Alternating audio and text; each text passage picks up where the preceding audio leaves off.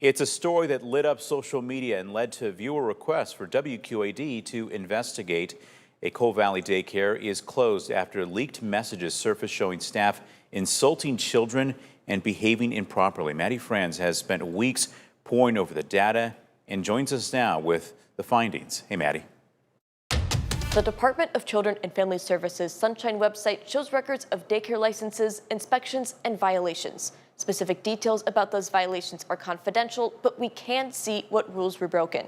Playtime University in Coal Valley has violations dating back to August of 2024, 11 citations in a year and a half. All of these violations are marked as substantiated, and most have been corrected. Now, fast forward to this year, in just the last few months, Playtime University has earned 9 more citations from DCFS.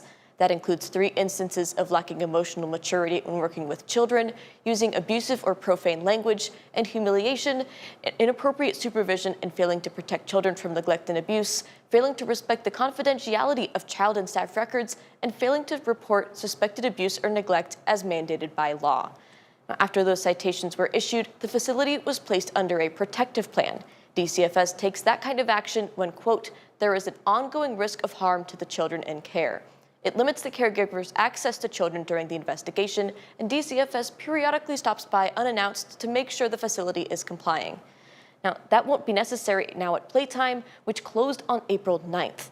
One of the co-owners says she gave up the license and fired all staff involved when this story came to light on social media. When Taya Jones went back to school for nursing, she was nervous about putting her 3-year-old toddler and 5-month-old baby into daycare. I've always been concerned about daycares. It's something you hear about, on the news, ironically. She found spots open at Playtime University in Coal Valley. I toured it. I questioned staff. They seemed professional. The facility seemed very clean, new, nice. A few months in, something felt off. Constantly being sent home. I mean, and they say it's because she's sick and stuff, so whatever, but it was super frequent. So I started to feel like she wasn't wanted there. In March, Jones pulled her kids out and found another daycare. But a few weeks later, there's a lot of Facebook posting and a lot of releasing screenshots from their Facebook group chat. Staff started talking. One employee who quit tells me she made a DCFS report and a public post. Jones asked if there were any group messages about her daughter. That stuff is sickening. So sorry if I get upset. Multiple staff members sent screenshots allegedly showing the former director insulting Jones' daughter. She saw pictures of her daughter sleeping in her crib with messages saying it needs to go home. She's a crybaby. But thinking that someone can look at a baby and say such disgusting things. Most alarming to Jones was a picture of toys and pillows stacked up. She would stick my daughter into a corner on a hardwood surface, and that's where she would be made to cry herself to sleep. This picture was taken February 12th.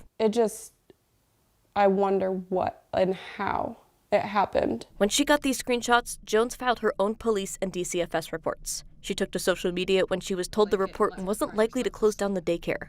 Let me show you where she was made to cry herself to sleep. A representative from the daycare offered to meet with her April 10th, the day I spoke to Jones. I said I would come if I am allowed to have access to the footage and see what happened to my daughter.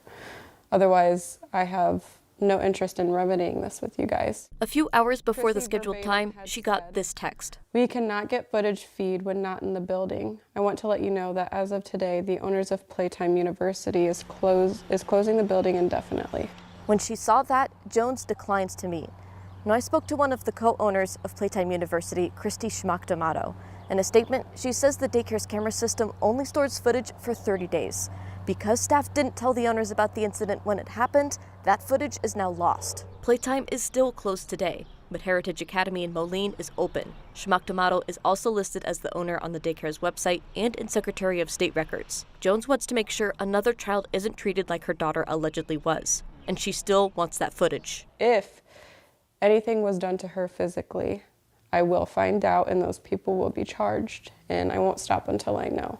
Schmack-D'Amato says she and the other owners didn't know about these group chats. They found out April 9th and fired all staff involved the same day. By that evening, Schmack-D'Amato closed the daycare.